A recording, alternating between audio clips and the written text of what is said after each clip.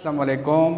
इस वीडियो में मैं आपको इंटरोगेटिव प्रोनाउंस के बारे में बताऊंगा, सारे ट्रिक्स के साथ, तफसील के साथ। वीडियो को आखिर तक देखिएगा। सबसे पहले डिफिनीशन को समझने की कोशिश करते हैं। Interrogative pronouns are used to ask questions. Students, interrogative pronouns सवालात पूछने के लिए इस्तेमाल किए जाते हैं।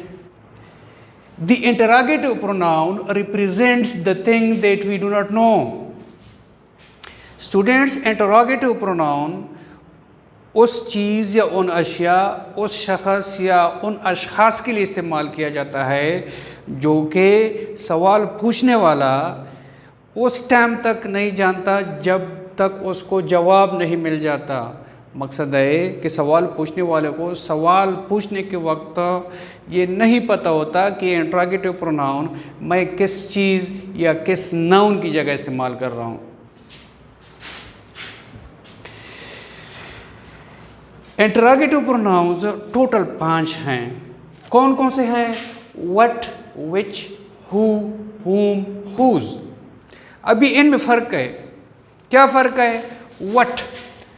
व्हाट किसी सेंटेंस में एज ए सब्जेक्ट भी इस्तेमाल किया जा सकता है और एज एन ऑब्जेक्ट भी इस्तेमाल किया जा सकता है, और ये सिर्फ चीज़ या चीज़ों के लिए इस्तेमाल किया जा सकता है। ये अशख़ास के लिए, पर्सन्स के लिए इस्तेमाल नहीं किया जा सकता। For example, what is this? This is a sweater. अभी जब पूछने वाला ये सवाल कर रहा है कि व्हाट इज़ दिस, उस टाइम तक उसको ये नहीं पता होता कि मैं किस चीज़ की जगह ये व्हाट इस्तेमाल कर रहा हूँ। ये जब उसको जवाब मिल जाता है कि दिस इज़ अ स्वेटर, फिर उसको मालूम हो जाता है कि जिस चीज़ की जगह मैंने व्हाट इस्तेमाल किया था उसका नाम स्वेटर है।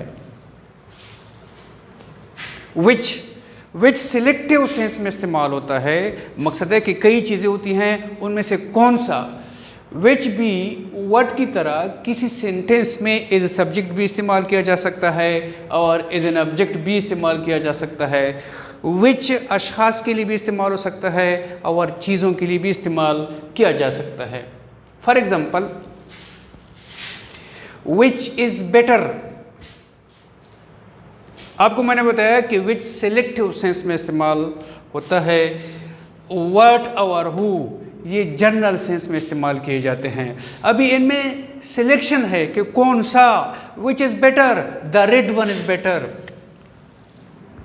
अभी ये विच जो था ये एज ए सब्जेक्ट इस्तेमाल हुआ है, द रेड वन की जगह ये सवाल पूछने के लिए इस्तेमाल हुआ था।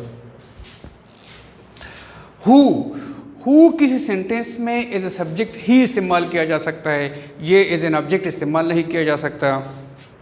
और हु सिर्फ और सिर्फ पर्सन्स के लिए, यानी किसी शख्स या अशख़ास की जगह इस्तेमाल हो सकता है, ये चीज़ों की जगह इस्तेमाल नहीं हो सकता। For example, who is calling? Answer, Fawad is calling. अभी हु फवाद की जगह इस्तेमाल हुआ था, मगर जवाब मिलने के बाद पता चला कि ये किसकी जगह इस्तेमाल हुआ था। हुम किसी सेंटेंस में एज एन ऑब्जेक्ट इस्तेमाल हो सकता है, ये एज ए सब्जेक्ट इस्तेमाल नहीं किया जा सकता, और ये सिर्फ पर्सन्स के लिए होता है, ये चीज़ों के लिए इस्तेमाल नहीं किया जा सकता। हुम did you see? Ayesha Hammad. अभी इधर से पता चलता है कि ये हमाद जो है इस वर्ब का ऑब्जेक्ट है, तो whom इज़ एन ऑब्जेक्ट सिर्फ इस्तेमाल हो सकता है, ये एज ए सब्जेक्ट इस्तेमाल नहीं हो सकता। whose न तो एज ए सब्जेक्ट इस्तेमाल हो सकता है और न एज एन ऑब्जेक्ट इस्तेमाल हो सकता है। whose किसी सेंटेंस में न तो एज ए सब्जेक्ट इस्तेमाल हो सकता है और न एज एन ऑब्जेक्ट इस्तेमाल हो सकता है। whose सिर्फ पॉजिटिव केस की जगह इस्तेमाल हो सकता है। For example, whose is it? ये किसका है? इट्स फवाद, ये फवाद का है। स्टूडेंट्स, उम्मीद है आपको समझ आई होगी। मेरे चैनल को सब्सक्राइब कीजिएगा और बेल का आइकन प्रेस कीजिएगा ताकि इस तरह के आने वाली वीडियोस आप तक बर वक्त पहुंच सकें। शुक्रिया।